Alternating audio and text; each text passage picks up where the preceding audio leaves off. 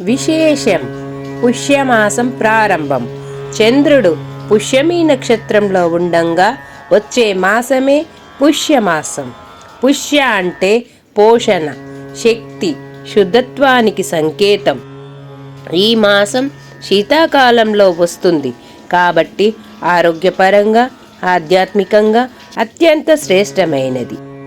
జప, తప, ధ్యాన, పారాయణలకు పుష్యమాసం అత్యుత్తమం. పితృదేవతలను పూజించడానికి, దోష విమోచనానికి ఇది పవిత్ర మాసం.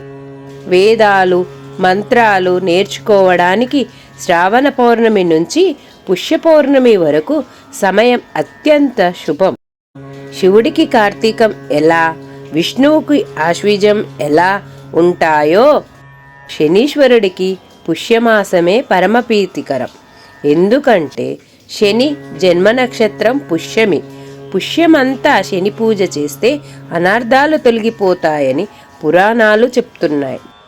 ఏలినాటి శనితో బాధపడేవారు ఈ మాసంలో ప్రత్యేక శనారాధన చెయ్యాలి. ఉదయం స్నానం చేసి శనికి ప్రార్థన, పుష్య పౌర్ణమి రోజున శనికి తైలాభిషేకం, నువ్వులు, బెల్లం దానం అత్యంత శుభప్రదం. నువ్వులు, బెల్లము చలికాలంలో శరీరాన్ని వేడిగా ఉంచుతాయి. ఇదే దీని శాస్త్రీయ కోణం.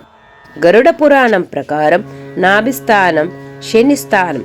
ఇది మన శరీరంలోని అత్యంత శక్తివంతమైన ప్రదేశం. కాబట్టి ఈ మాసంలో మనసు, శరీరము, శక్తి అన్నీ సంతులిత స్థితిలో ఉంటాయి.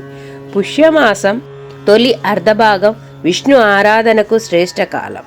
పుష్య శుక్ల విధియ నుంచి పంచమి వరకు తులసీ దళాలతో హరిని అర్చిస్తే సౌందర్య, శాంతి లభిస్తాయని నమ్మకం. సోమవారాల్లో శివార్చన, మారేడు దళాలతో, ఆదివారం సూర్యారాధన, జిల్లెడ పూలతో, షష్ఠి రోజున తమిళులు కుమారస్వామిని పూజిస్తారు. మన మార్గశిర శుద్ధ షష్ఠి ఎంత పవిత్రమైందో వారికి స్కంద పూజ అంతే పవిత్రం. శుక్లాష్టమి పితృపూజకు అత్యంత అనుకూలం. ఈ మాసంలోని శుద్ధ ఏకాదశిని పుత్రదా ఏకాదశి అంటారు. ఇది సంతానం, శాంతి, శుభాలిచ్చే ఏకాదశి. పుష్యమాసంలో వస్త్రదానం విశేష పుణ్యప్రదం. చలి నుండి బాధపడే వారికి సహాయం చేయడం ఇదే ఈ నియమం వెనుక ఉన్న మానవతాసారం. సంక్రాంతి పుష్యమాసపు మహాపండుగ. సంక్రాంతికి ముందు భోగి పండుగ. చీకటి, చెడు, చలిని మంటలతో దూరం చేసి ఆధ్యాత్మిక సంకేతం. దక్షిణాయన ముగింపు, ధనుర్మాస ముగింపు ఇదే రోజు. మకర సంక్రాంతి. సూర్యుడు మకర రాశిలోకి ప్రవేశించే శుభదినం. ఈ రోజున శివుడిని నువ్వులు, ఆవు నెయ్యితో అభిషేకిస్తే దరిద్రం తొలగి భోగ భాగ్యాలు పెరుగుతాయని విశ్వాసం. సంక్రాంతి మరుసటి రోజు కనుమ. వ్యవసాయానికి తోడ్పడే పశువులను లక్ష్మీ స్వరూపంగా భావించి పూజించే రోజు. పుష్యబౌళ అమావాస్య, చొల్లంగి అమావాస్య. ఈరోజు పితృతర్పణం, అన్నదాన విశేష పుణ్యం, పితృదేవతల అనుగ్రహం అత్యంత బలంగా ప్రసరించే రోజు. పుష్యమాసంలో సూర్యోదయ కాంతి అత్యంత పవిత్రమైన యోగ చైతన్యం ఉన్న కిరణాలు ఇస్తుంది.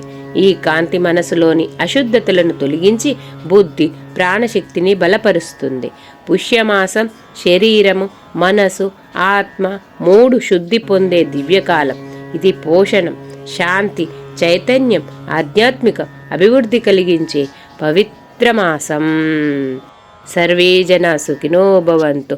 ఈ వీడియో మీకు నచ్చినట్లయితే లైక్, షేర్, సబ్స్క్రైబ్ చేయండి. సర్వభక్తి ఛానల్ని చూస్తూ ఉండండి.